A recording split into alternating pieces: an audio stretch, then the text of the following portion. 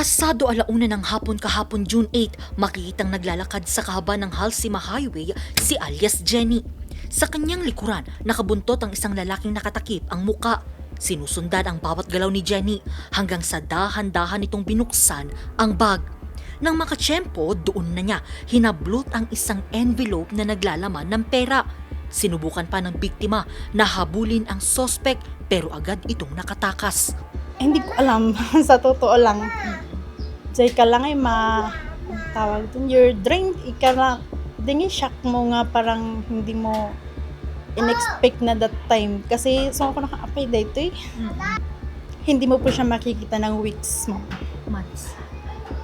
Honestly, kasi yun is parang bayad siya ng gulay eh. Hindi mo siya kikitain yun ng mga kung di ba kasultata bagsak ti gulay, hindi mo siya makikita within 1 month. Ayon sa biktima, ang envelope may laman na 350,000 pesos na gagamitin sana sa pangpuhunan sa kanilang negosyong buy and sell ng gulay.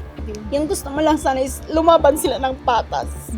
Kasi syempre lumalaban tayo ng patas, we're working in spite of yung mga pinagdadaanan natin. Pero ang gusto ko lang sana lumaban sila ng patas sa mga ganong katawan nila. Bata pa naman sila, pwede silang ang daming ang matatanda dyan, nagtatrabaho pa rin sa trading post.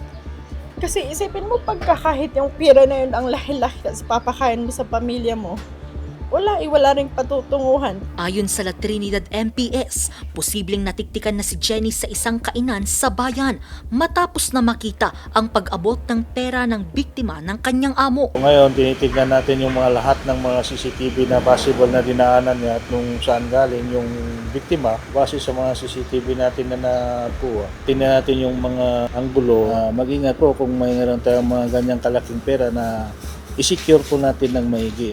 Ang insidente, ikinaalarma na ngayon ng La Trinidad LGU, lalo pat marami ang nagpupunta sa bayan para mag-buy and sell ng gulay. Bukod pa yan, ang dagsa ng mga turista sa strawberry farm at iba pang pasyalan sa bayan.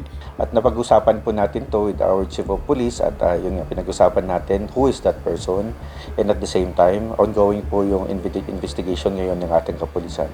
Sinusundan po lahat yung ating mga CCTVs. Sa ngayon, patuloy ang isinasagawang backtracking ng La Trinidad MPS sa tulong ng CCTV upang matukoy ang pagkakakilanlan ng sospek. Angel Arquero, RNG News.